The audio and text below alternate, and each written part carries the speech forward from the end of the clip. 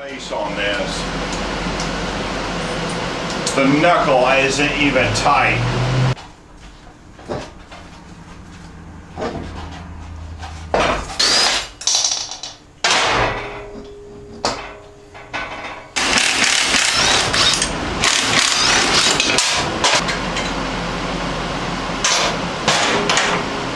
And we're just going to put our bolts back in on this shock. That's just unbelievable. This come from a dealership. This is just so upset. Look at this. Look how much space is on this.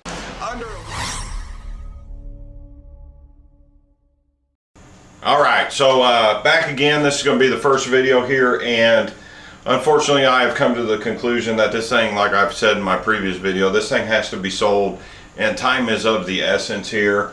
When I got this thing running, everything to make the engine run and everything with the engine is okay. However, there's some suspension issues that need to be addressed, and just some basically maintenance issues where this four-wheeler has been neglected. So as much as I don't want to rip this whole four-wheeler apart, I'm going to have to. So usually most of my videos over the past have been a pretty detailed description on how to fix and repair things, and as I repair it and put it back together, I will go in a little more detail. But as of right now, I still haven't gone through the box for the whole rear differential, but I'm going to rip the whole front end of the ATV apart, and I've got to get all the A-arms and everything apart to do the maintenance and get the replacement parts that I need on this ATV. So just bear with me, but I'm going to end up stripping this whole thing. And the carburetor did need jetted for the pipe and whatnot, and it is leaking. And to be honest with you, I'm probably just going to send this carburetor off to Keen FCR, who does rebuild services, for like $100.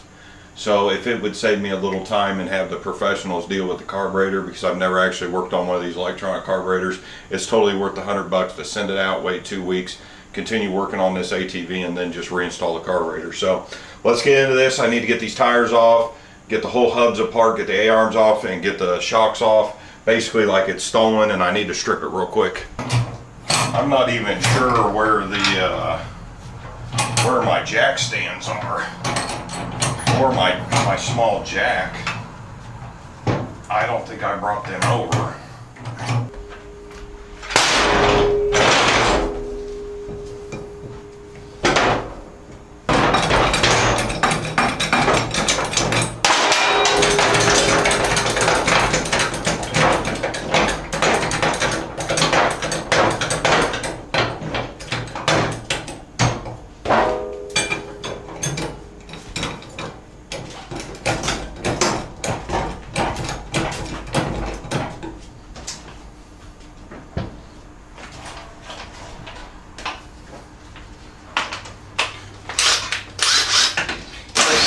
Take both these wheels off first, and these are beadlock wheels that I bought with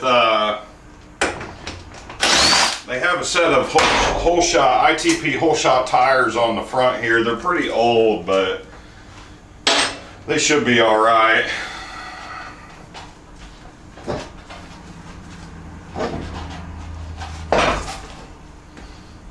Get the other side off.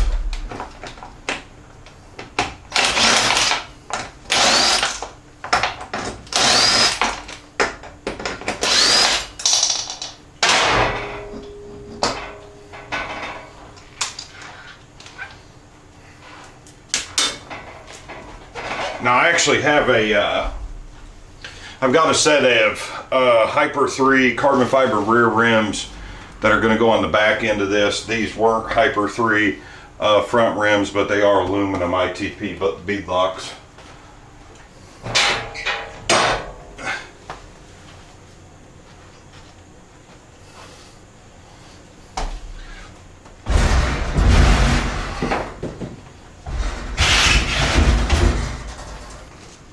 On these front hubs here, we just have a cotter pin that we have to remove, and usually you just bend them, we'll replace them. I'm just going to cut them, then pull the cotter pin out.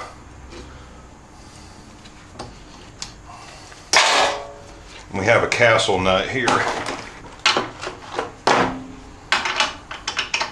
Your castle nut's going to be 19 millimeters.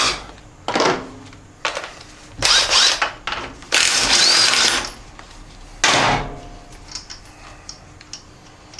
me just set that aside.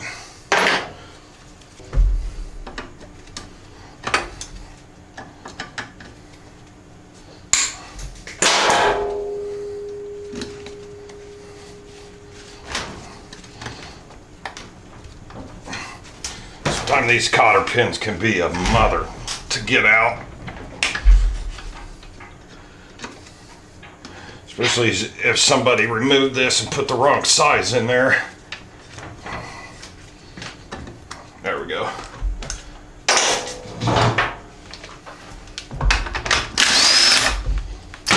Just remember that spacer goes on after the nut. It appears that our rear caliper bolts are gonna be 15 millimeter, and I bet you these are gonna be a nightmare to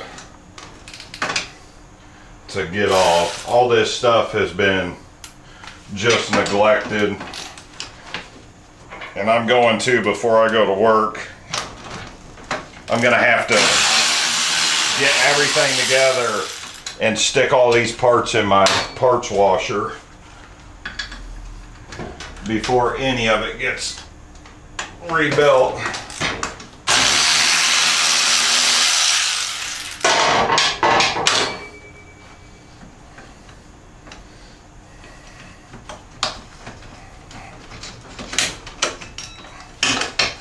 Go to the other side.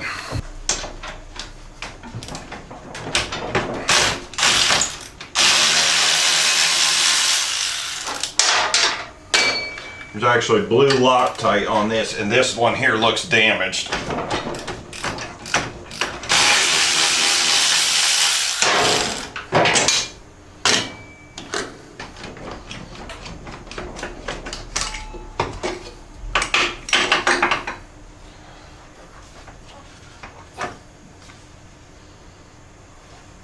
I'm not sure if I want to take the hubs off or if I want to take the whole unit off with the knuckle. Because you really would want to pry this, and we're not going to pry this. And there's the end of the bearing. Just come right off there. Oh, you ought to see the inside of that. Just all, this is just, this whole four-wheeler is just tore up.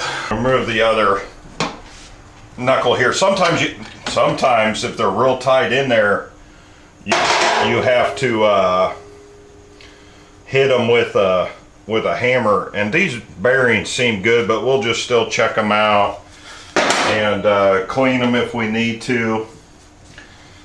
Then of course Polaris put Torx heads in here. Now we actually have on this plastic shield this one's loose, two T25 Torx heads, screws holding this plastic plate on, and then we also have one holding the brake line, which will be on the calipers. That'll allow us to move the brake caliper.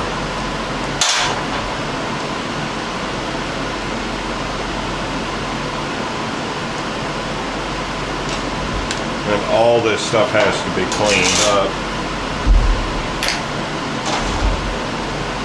Then on top of our top A-arm is our brake holder for our brake line. And we're going to just take these calipers, once we get this all apart, we're just going to set them on the Nerf bar so we're not putting a lot of tension on the brake lines, and get them set aside.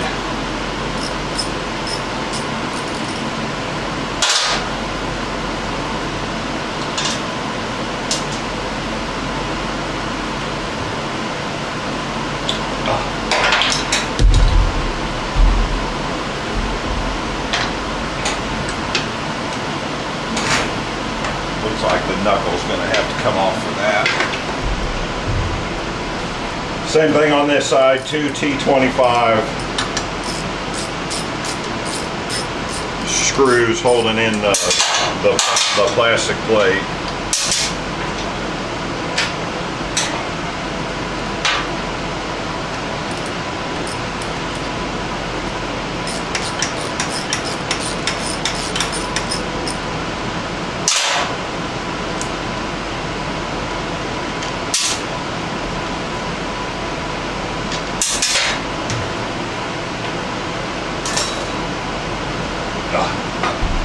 then we have our top brake line holder here on this side on the top A-arm.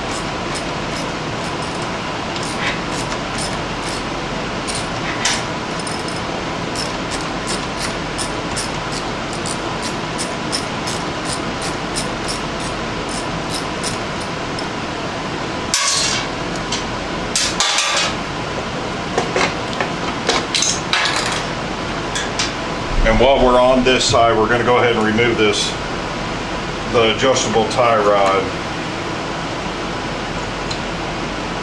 and get it removed.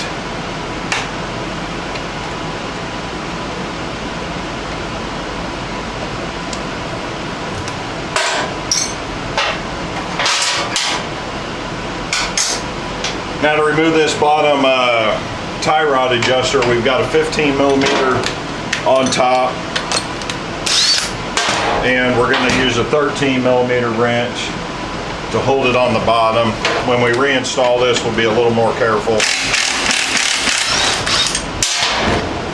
and that's going to drop our tie rods. I've got new end links here.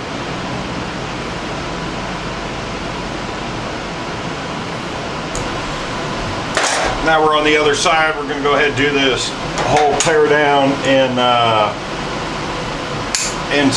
sections, so we don't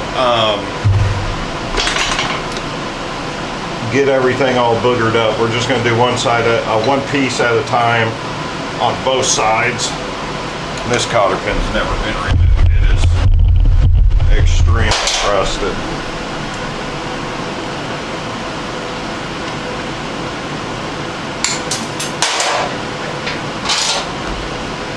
We'll just put our wrench on the bottom and our impact on the top.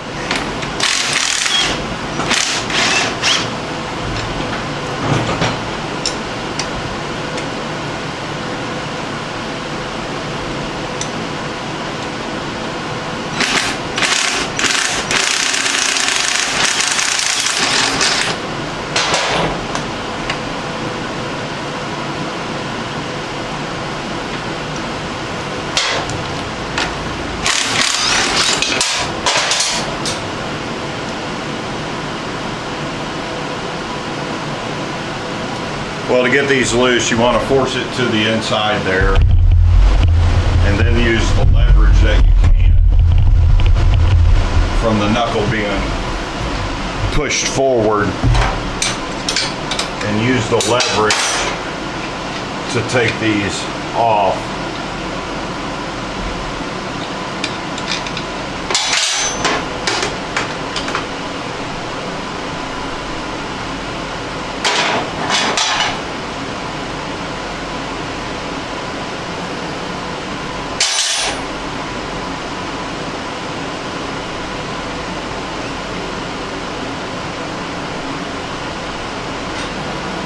If you really want to save the 13 cents to buy these, then go ahead and waste your time on removing them. But this quad has been so abused that everything on it's dirty and rusted. It's been underwater, it's been through mud, it's never been clean. This thing's a nightmare.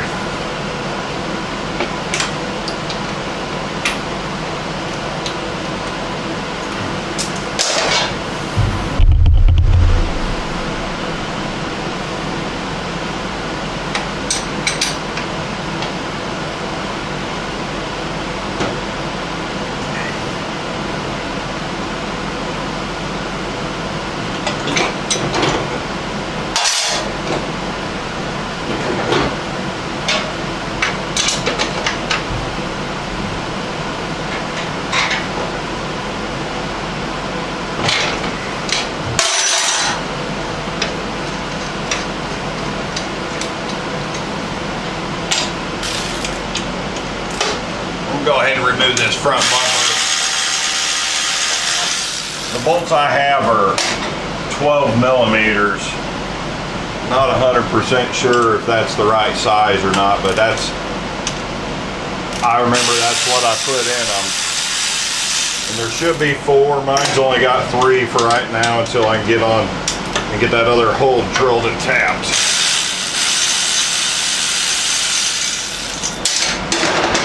And we're just gonna use a crescent wrench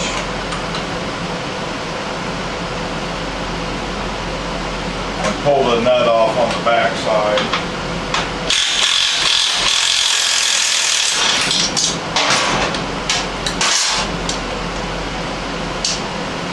Try not to lose them.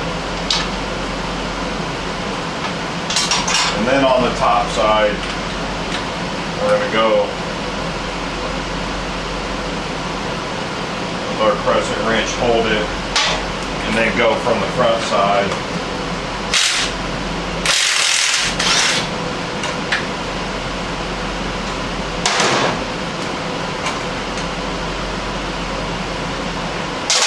And pull the bolt out, and we're going to go to the bottom. And sometimes if you can't get these out, you can kind of wiggle the shock a little bit and it'll pull it out.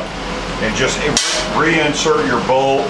Look at the rust inside the pivots of these. God. And just put your nut back on and put your bolt and nut back on of the top of the shock. And we're just going to set this aside and do the other side here as well. And I'm actually going to mark this shock as the front brake side, which I'll just put a B on. I'm going to remark the other one as C for clutch side.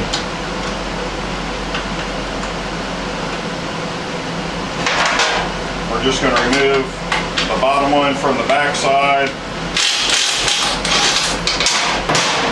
Save the nut, and we're going to go to the top side and remove the bolt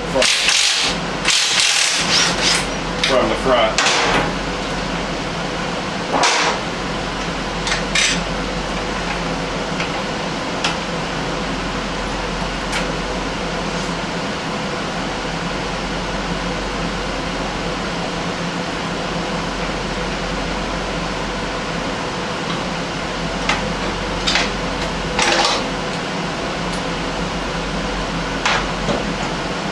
Oh my God, I cannot believe this. This shock isn't even compressed. Look at that. Look at this. Look at the space on this. The knuckle isn't even tight on this shock. That's just unbelievable. This come from a dealership. This is just so upset. Look at this. Look how much space is on this. Under a load, maybe it might have been compressed a little bit. That is so dangerous. You could get killed from this. I'll tell you, you really have to watch what you buy and who you buy from. And now with our shock off, we're just going to take our brake and set them on our Nerf bars. Same thing with the other side.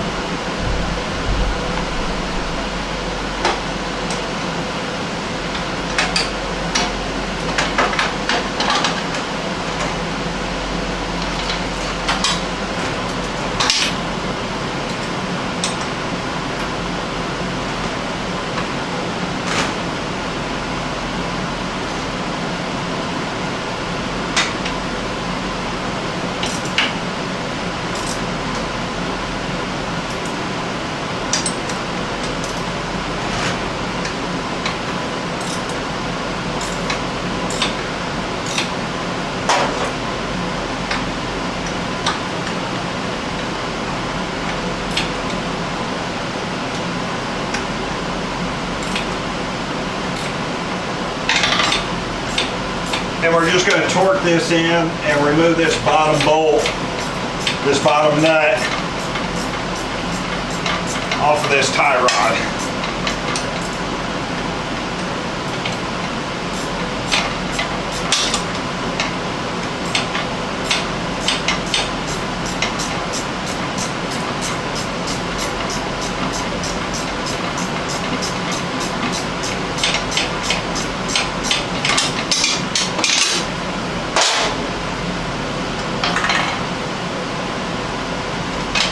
Everything on this is so rusted. It's just dirty.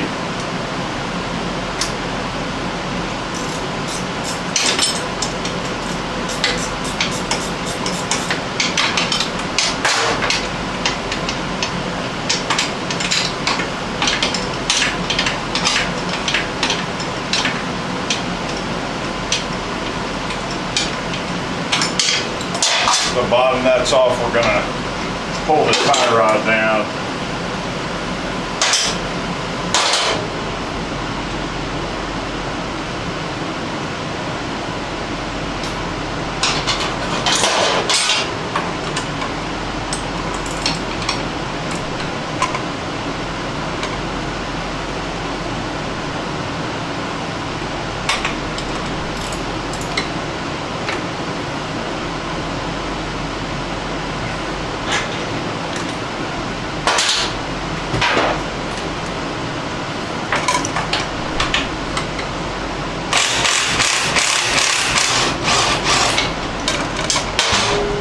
Came off a little easier. Oh, look at this. Same thing with this one. All rusted up. This is our steering adjuster knuckle. Actually, I think on the newer ones, this is a 2007, so they revamped it, I believe in 2009, and they got rid of this piece, I believe. But yeah, this stuff's all a mess.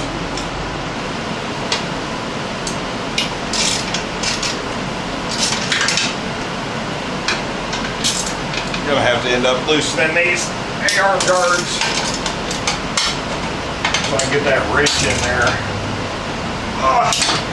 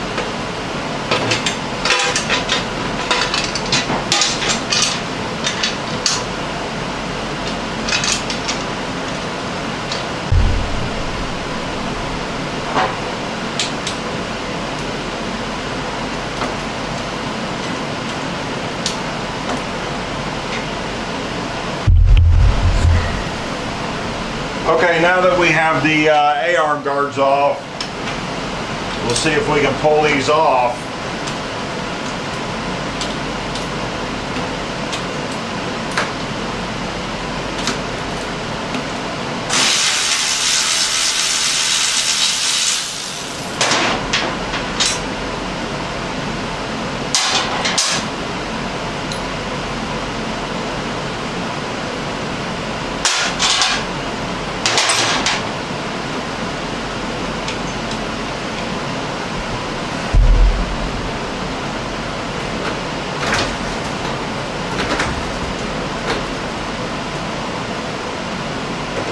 Then we're going to take our rubber hammer, hopefully knock this out of there. There's actually a washer there. I don't want to lose that washer.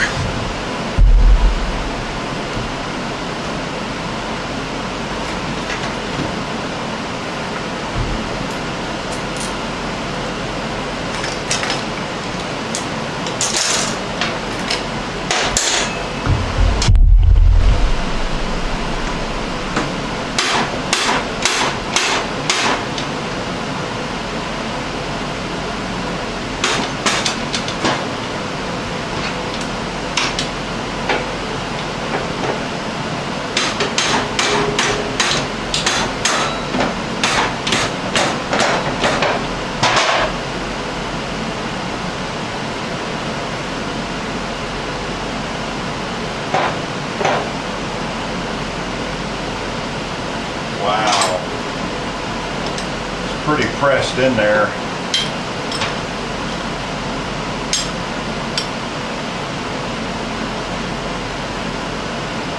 Can't even get it to move.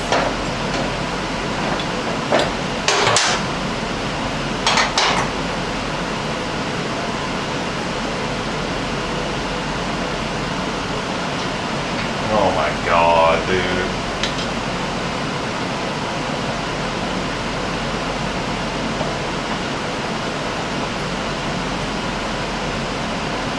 We're just going to put our bolts back in our A-arm.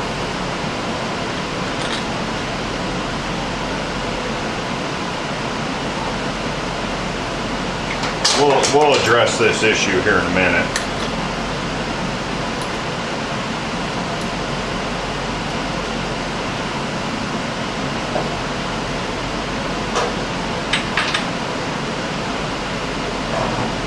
We're just going to remove this upper. We'll address this in a minute on this steering knuckle.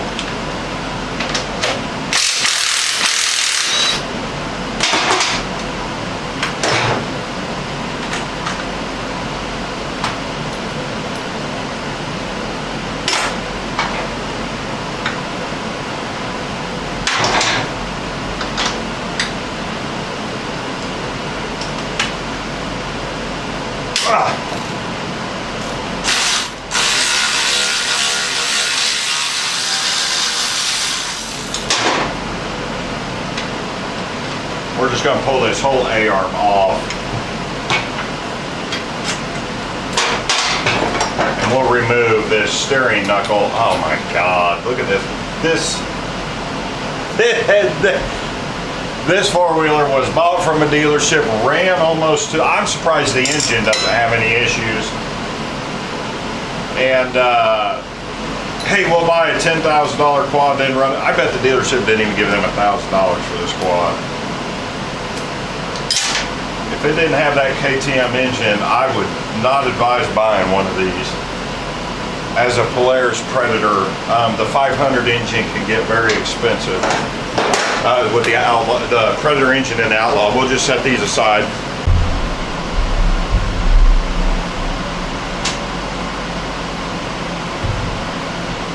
Same thing over here. We're going to go ahead and remove the A-arm guards.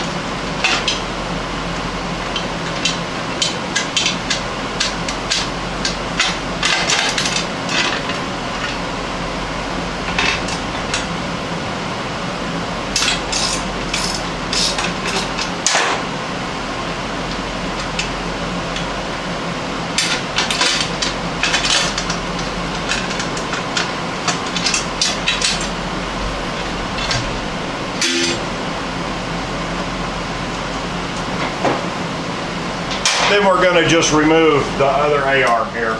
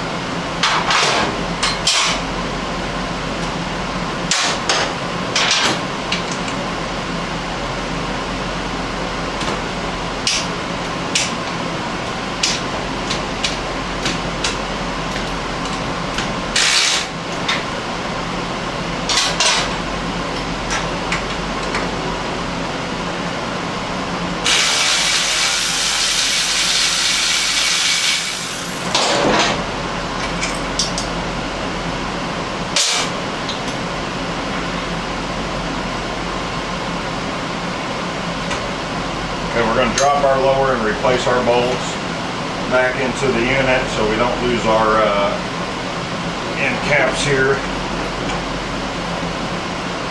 Hopefully this four-wheeler won't fall off of the left. Then we've got our final two bolts.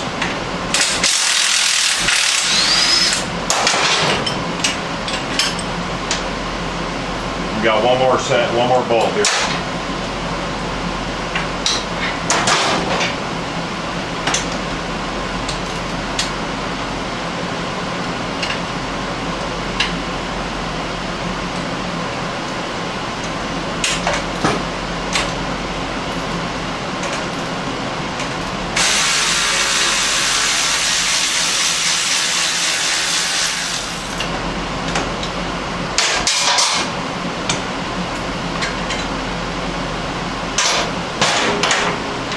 We're just going to put our bolts back in.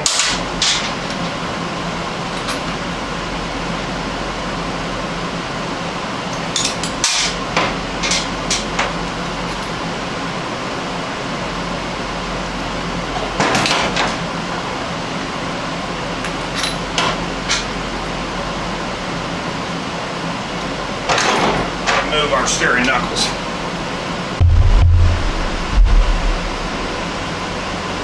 Okay, so that's pretty much it, but I really didn't want to do this, but you know, I was kind of hoping someone would just take this off my hands, how it sets, but I'm going to end up having to fix it. One little tip, if you remove these hubs and you're not going to mess around with them, just get some zip ties, that way your bearing pieces don't fall out. But I plan on making a lot of progress pretty quick, so I don't know how much of this I'm going to document. I'll try to document all of it as best as I can, but as you can see, if you made it all the way through this video, the camera angles were ideal. So thanks for watching. Check the links below, and we'll just go from there and hopefully get this done pretty quick so I can get my Pro bike in here so I can open my website and get my business running.